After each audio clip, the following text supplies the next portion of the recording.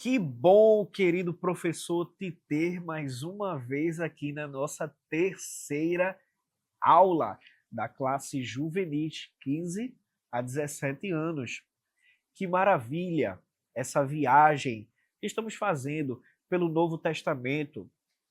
Tantos alunos estão ganhando essa viagem maravilhosa e nós, enquanto docentes da Casa do Senhor, também estamos recebendo esse presente maravilhoso de podermos mergulhar nas profundidades e nas minúcias que a palavra de Deus ela tem para nós.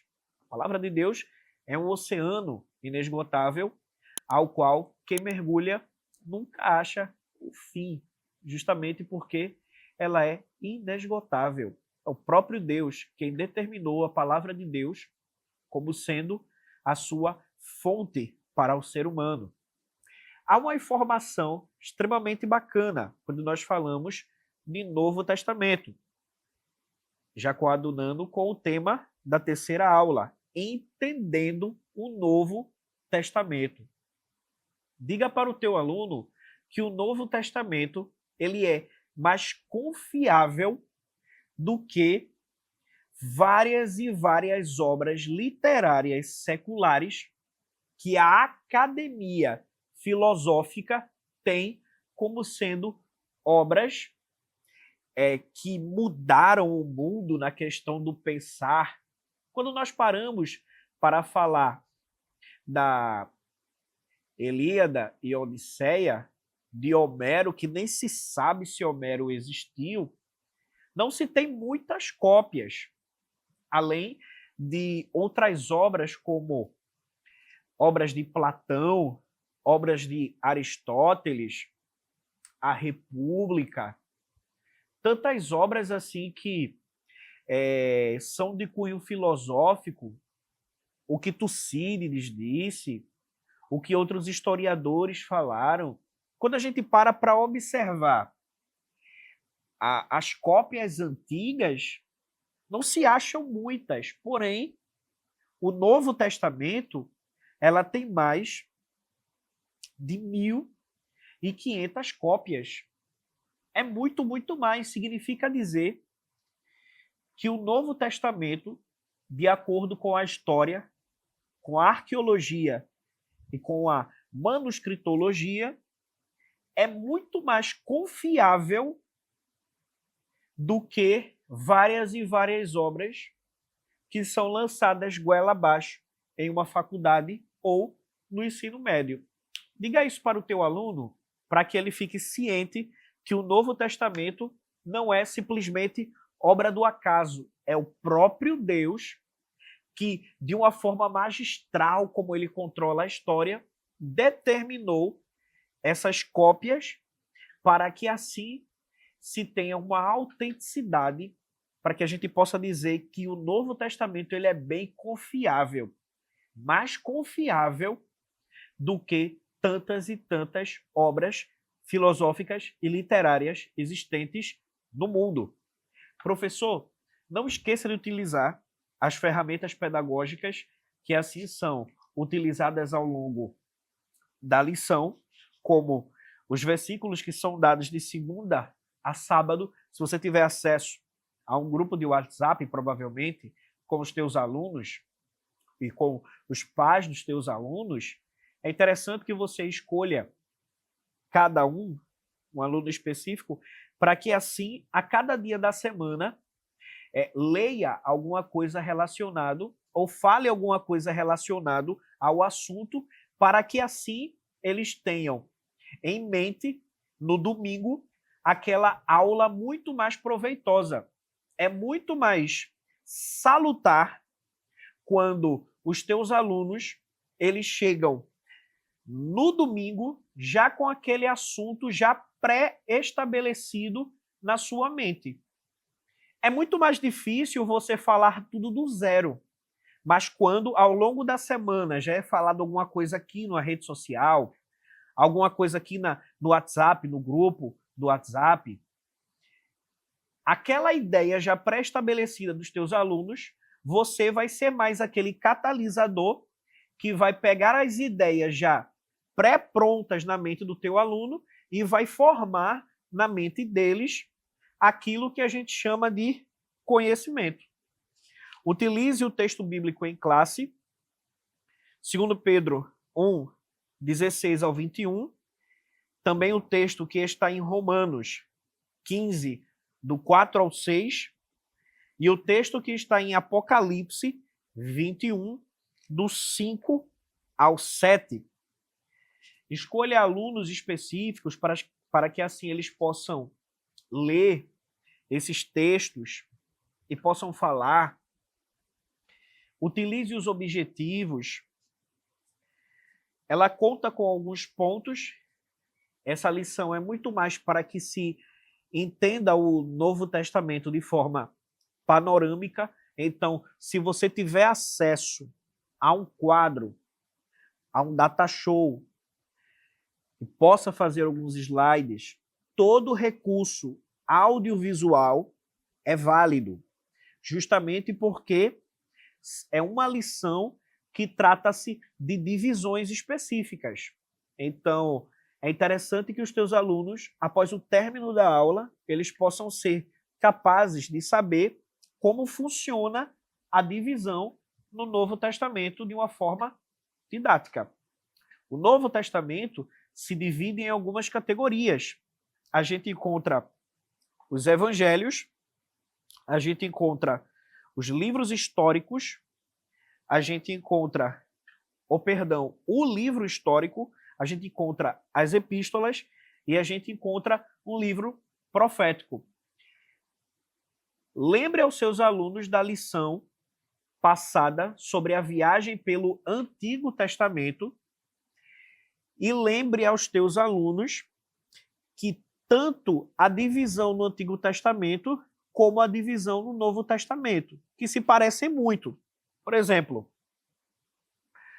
quando a gente fala dos livros históricos, a gente tem uma equivalência no Novo Testamento do livro histórico de Atos. Você pode dividir o quadro em dois para ser mais didático para os teus alunos, colocar os livros históricos do Antigo e colocar a equivalência do Novo. Livros históricos do Antigo, equivalência do Novo. Livro de Atos. Livros proféticos do Antigo, equivalência do Novo. Livro de Apocalipse, que é um livro profético. Então, a lição ela se concentra basicamente em alguns pontos. Nos evangelhos, eles nos contam a história de Jesus, a história do Messias,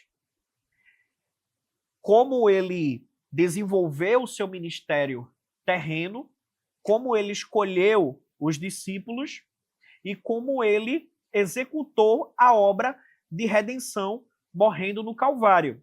Os 4 evangelistas, Mateus, Marcos, Lucas e João, que explicam os evangelhos através de 4 óticas diferentes. Então, diga para o seu aluno que, apesar de ter muita história, os evangelhos, pelo menos nessa divisão, não são considerados livros históricos, por serem livros à parte, mais especiais. Contam a história do nosso Salvador. Então, precisariam ser um grupo à parte. Quando a gente fala do livro histórico, do livro de Atos, é um livro todo especial, justamente porque conta a nossa história enquanto igreja. O livro de Atos, ele não conta uma mera história aleatória. Diga para os teus alunos que quando eles lerem o livro de Atos, eles estão justamente lendo a sua própria história. As bases de como a igreja surgiu através das perseguições governamentais do Império Romano, como que os imperadores perseguiam a igreja, e mesmo com a igreja em perseguição, ela avançava. O surgimento do ministério do apóstolo Paulo, que foi de suma importância na história da igreja, o surgimento ministerial dos discípulos, que assim foram para cada um local diferente, fundaram igrejas em locais diferentes, tudo isso nós encontramos nos capítulos das páginas do livro de Atos dos Apóstolos. Então, diga para o seu aluno que o livro de Atos é como se fosse a equivalência dos livros históricos do Antigo Testamento. Se no Antigo Testamento tinham livros relacionados à história de Israel, Atos, ele conta a história do novo Israel, que é justamente a igreja do Senhor.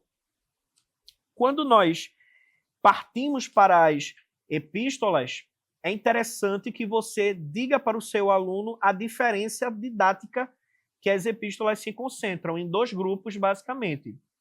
As epístolas paulinas, como o próprio nome já diz, epístolas que o apóstolo Paulo escreveu, e as epístolas gerais, porque vieram de apóstolos diversos. Tiago, Judas, não Judas o irmão, não Judas o que traíra Jesus, mas Judas, aqueles que muitos entendem que foi um dos irmãos de Jesus, Tiago, Judas, as cartas de Pedro, as cartas de João. Então, as epístolas elas funcionavam mais basicamente para fortalecer a unidade da igreja doutrinariamente.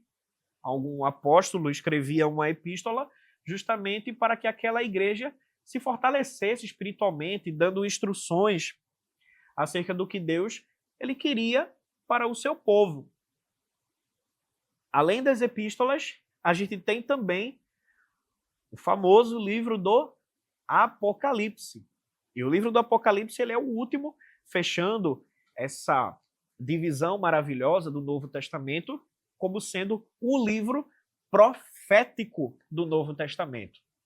E essa profecia, ela é maravilhosa, da mesma forma como no Antigo Testamento também se tinham profecias escatológicas, Daniel, Ezequiel, Zacarias, mas no Novo Testamento a gente encontra um livro que ele é específico em escatologia bíblica, que é justamente o livro de Apocalipse.